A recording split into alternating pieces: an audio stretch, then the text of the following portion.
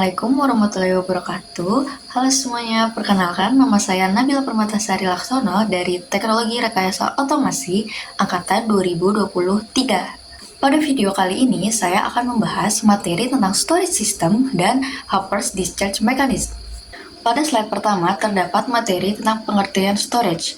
Storage sendiri adalah tempat menyimpan data atau file yang memanfaatkan teknologi komputasi dengan pengoperasiannya.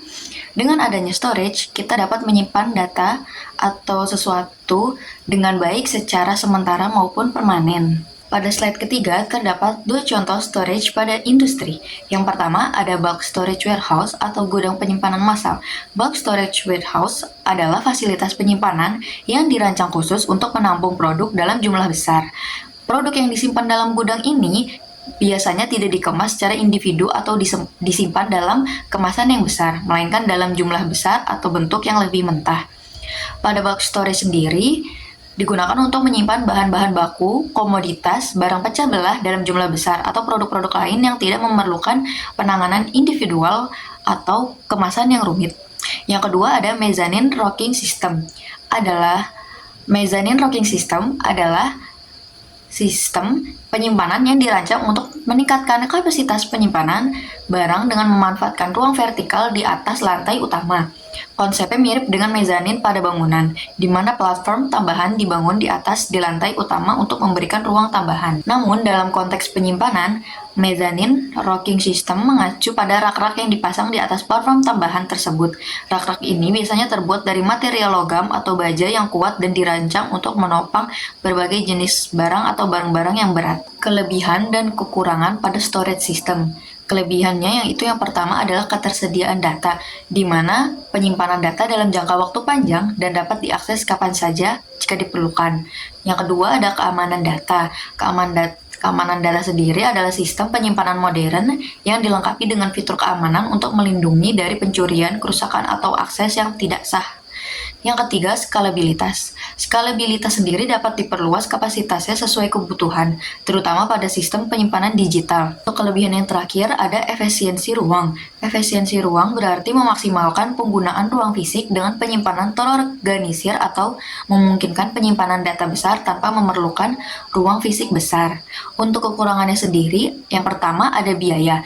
Biaya sendiri itu karena storage system itu sistem penyimpanannya berkualitas tinggi, jadi biasanya tuh dia butuh investasi yang cukup besar atau lebih mahal.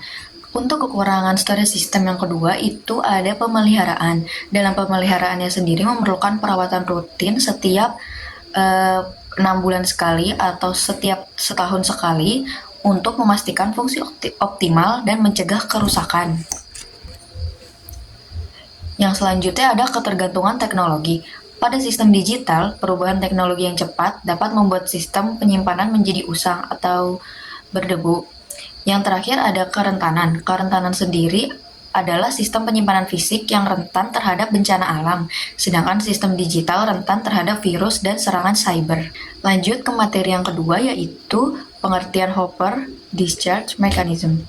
Hopper discharge mechanism sendiri adalah sistem yang digunakan untuk mengatur dan mengendalikan pelepasan atau pengeluaran material dari sebuah hopper. Hopper sendiri memiliki arti corong penampung.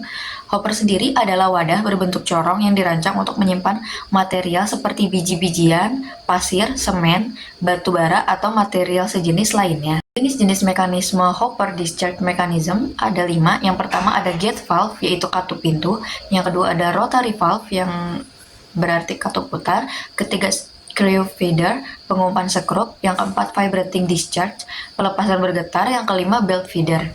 Selanjutnya, ada beberapa cara kerja Hopper discharge mechanism. Di sini saya akan menjelaskan 2 cara kerja Hopper discharge mechanism dari beberapa banyak cara kerja.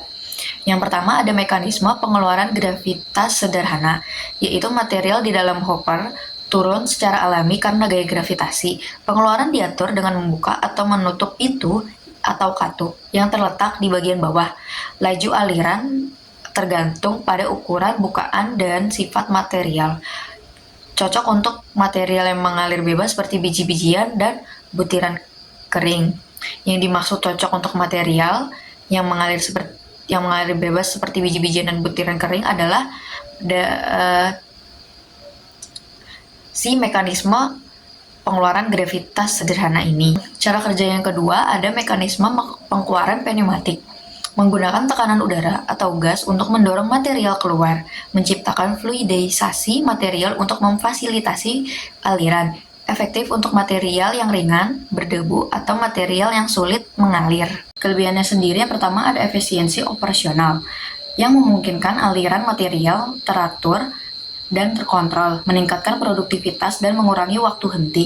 Yang kedua ada penanganan material otomatis, yang dapat mengurangi kebutuhan tenaga kerja manual seperti manusia dalam proses pengeluaran material. Untuk kekurangan yang pertama yaitu biaya investasi tinggi. Mekanisme pembuangan hopper yang kompleks atau otomatis terdapat di harga yang mahal untuk dipasang dan dipelihara. Yang kedua ada resiko penyumbatan. Material yang menggumpal atau lengket dapat menyebabkan penyumbatan dalam mekanisme pembuangan yang dapat mengganggu operasi dan melakukan pembersihan. Yang terakhir yaitu kesulitan dalam pembersihannya.